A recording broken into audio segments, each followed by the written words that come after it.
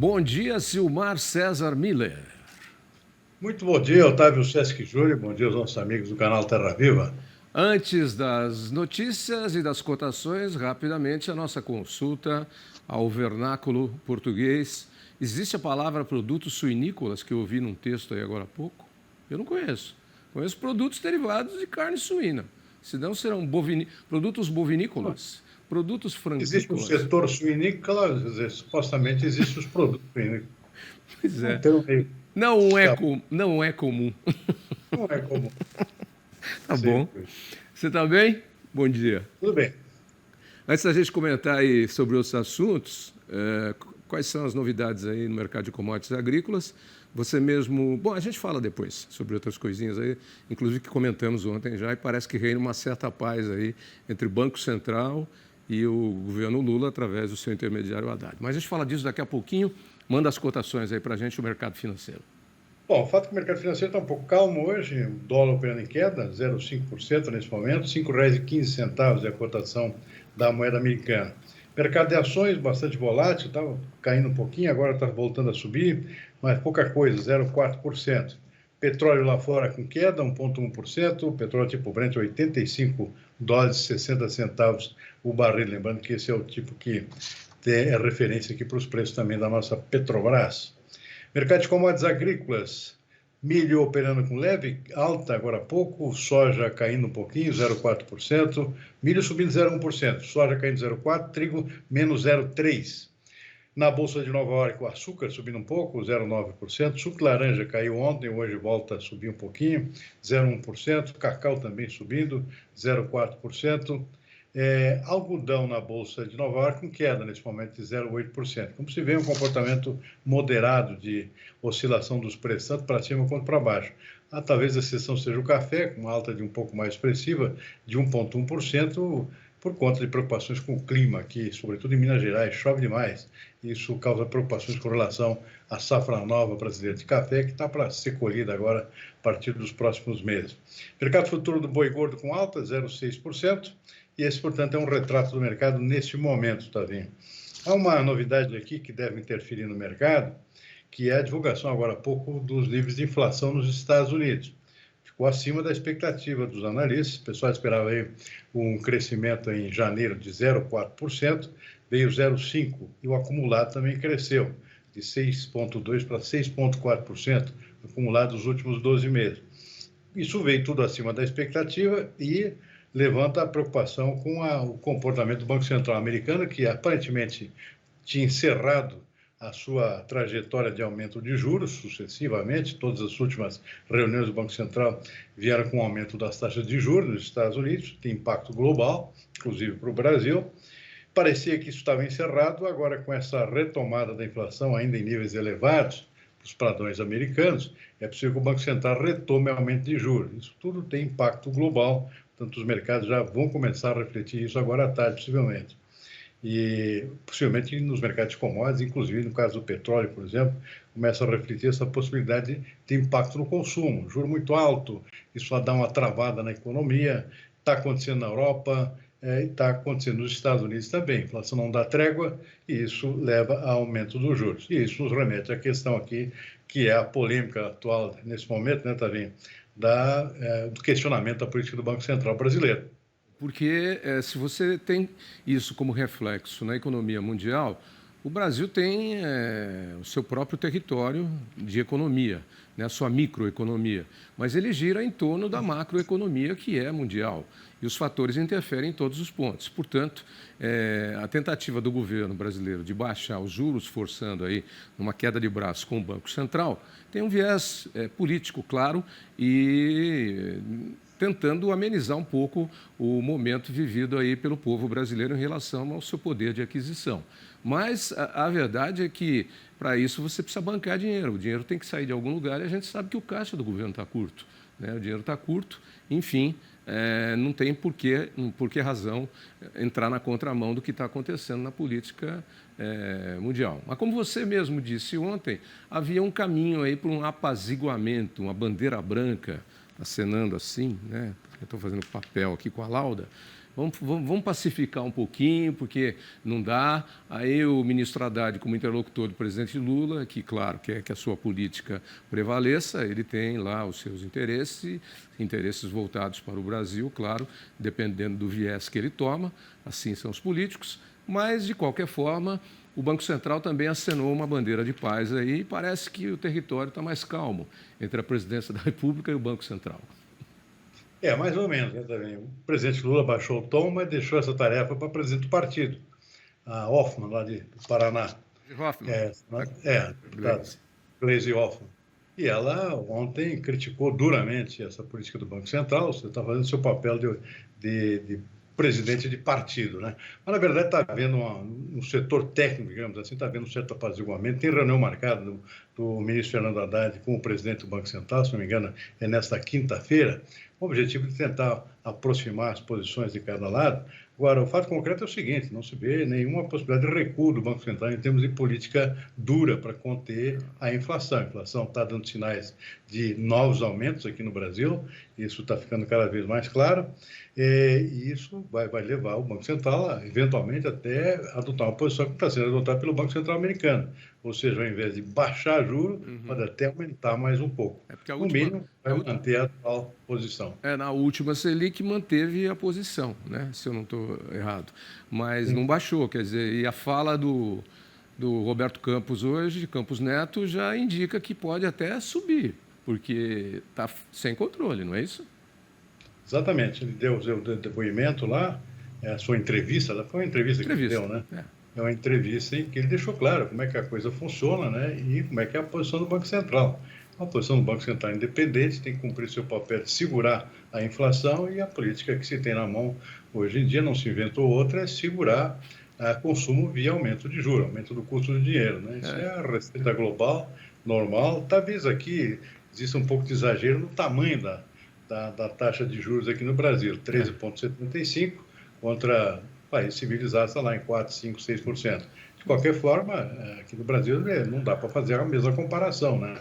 Ou seja, existe a necessidade aqui de um tapa maior para a coisa realmente não degringolar. Ô Silmar, mas se país civilizado que tinha 1%, 1,5%, 2%, 0,5%, hoje tem 6,2%, o Brasil, quando tinha juros civilizado, era de 6,2%. Portanto, nós estamos no patamar normal, é o dobro. Mais ou menos isso. É mais ou menos isso. Agora, cá entre nós está certo o presidente Lula, né? Porque eu acho que se você tem contratados, secretários, ministros, funcionários, etc. e tal, delega lá para a Gleisi Hoffmann e para o Haddad. Resolve o pepino aí, eu não vou ficar me expondo, não. Eu faria a mesma coisa. Vou me preocupar com outras coisas. O papel do presidente não é estar batendo boca, né? Não. O presidente é determinar qual é a política que vai seguir na saúde, não sei o quê, na educação, segurança, economia, e botar o pessoal que ele contratou, que ele chamou para trabalhar por ele, né? Até porque as declarações do presidente estavam tendo efeito inverso, né? Ou seja, estava disparando os preços aqui, com o temor de que houvesse alguma mudança eventualmente, por exemplo, a própria saída do presidente do Banco Central, que aparentemente não tá no radar imediato. Quem está, como diz aquele ditado que a gente conhece bem, quem está em cima do comando não tem que dar cara para apanhar, não é isso? Então tá bom. Esse comportamento do dólar hoje pode refletir essa maior calmaria, digamos assim, nesse atrito. O dólar está voltando a cair ao invés de subir. Você usou a palavra certa. Na navegação, no mar, calmaria significa que vem aí um vendaval. Não falei nada. Notícia boa, vamos mandar carne suína fresca para o México. Isso a BPA está comemorando. E os produtores de suíno que têm passado por dificuldades aí também, né, Silmar? Por conta do preço alto do milho e da soja, que são a base da ração dos suínos. Uma boa notícia. O custo continua alto aqui para o criador de suínos. Realmente é uma situação muito complicada. Alto custo da ração. Mas pelo menos esse válvula de escape aqui, que é a exportação, que andou ruim no ano passado, com a China comprando menos, a China que é o nosso principal cliente, mas o Brasil está conseguindo abrir novos mercados, isso é muito bom. O Brasil tinha uma concentração muito grande em poucos importadores, que é o caso da China e Hong Kong, por exemplo, e agora está começando a abrir mercados novos. Um deles é o México, que tem um potencial muito bom, O México comprava carne suína dos Estados Unidos, era vizinho, mais perto, e agora está tentando diversificar suas compras e o Brasil está sendo beneficiado com isso. E essa decisão aqui de caráter sanitário aqui vem muito boa hora, ou seja, diminui a burocracia nas exportações, pode abrir até mercado para outras regiões aqui. Por enquanto é só Santa Catarina que pode exportar para o México. Pode ser que haja uma certa flexibilidade agora no sentido de permitir importações também do Rio Grande do Sul e do Paraná, que são outros estados importantes em termos de produção de carne suína. Então, uma boa notícia, o Brasil também está abrindo mercados no Canadá, um novo cliente da carne suína brasileira, o Chile também, um novo comprador, ou seja, diversificação é muito bom e isso pode fazer com que a exportação brasileira de carne suína tenha uma boa recuperação esse ano e isso, cara, acaba favorecendo o nosso criador lá no sul do Brasil. E você tem toda a razão, porque Santa Catarina é o shopping Zona Sul da nossa carne suína. Quando ela coloca o produto, significa que pode abrir para os outros shoppings das outras regiões da cidade Brasil, né? Usando assim uma terminologia, uma analogia, né? Bom, vamos lá então para fechar, China. Olha, a China, crescendo, nosso principal cliente, está com a retomada do crescimento da sua economia. Esse ano, a China cresceu muito pouco no ano passado. Bom para nós. Esse ano deve voltar a crescer bastante, está abrindo as portas depois daquele fechamento decorrente da pandemia, deve crescer uns 5% esse ano, ou seja, a China voltando. Isso significa a China comprando. É o nosso principal cliente, especialmente no agronegócio, e isso certamente é uma boa notícia. Mas existe um contraponto aqui, Tavinho, que eu gostaria de mencionar, porque é uma novidade que está chamando a atenção. O governo chinês divulgou um documento ontem, deixando claro aqui que tem uma política nova aqui de diminuir a sua dependência de importações. Está sendo muito ruim em termos de administração na China o excesso de dependência de importação, especialmente nessa área de alimentos. Então, eles querem mudar esse cenário nos próximos anos. Então, essa novidade é bom aqui o Brasil ficar de olho, porque esse mercado chinês não é infinito, não é de crescimento infinito. Tem um longo prazo aqui de bons negócios pela frente, mas olha para o que eles estão aprontando por lá. Querem aumentar a produção própria de soja. Os chineses têm pouca produção de soja, para montar aqui pelo menos uns 50% nos próximos anos. Já começaram essa política, mas tem coisa nova. Querem diversificar a produção de oleaginosa para não depender tanto de soja, ou de farelo de soja, que eles compram muito. Querem aumentar a produção de couve, que é a canola, que é um concorrente da soja, né? A China já tem uma produção razoável de canola, quer aumentar essa produção. Então, querem incentivar a produção de uma outra oleaginosa que já existe na China, mas tem pouco uso até agora. Eu nunca tinha ouvido falar isso, imagino que você também não. Incentivar a produção de camélia oleífera. Camélia é uma flor. Só que tem um tipo de camélia que produz um grão, uma semente que produz óleo. Então, querem incentivar a produção disso para também diminuir a dependência de óleos vegetais, como é o caso da soja. E querem reduzir o uso de farelo de soja na ração. A China é um grande consumidor de farelo, por isso que compra muita soja, produzir farelo, para alimentar especialmente seu rebanho suíno, que é o maior do mundo. Eles querem reduzir isso, introduzir aqui uma menor dosagem de farelo na ração e compor isso com outro tipo de proteína para diminuir a dependência do farelo de soja. Então é bom ficar de olho que esse mercado, qualquer hora dessa, deixa de ser infinito como é nesse momento. Camélia oleífera. Essa eu nunca ouvi. Bom, nunca é tarde para aprender, né?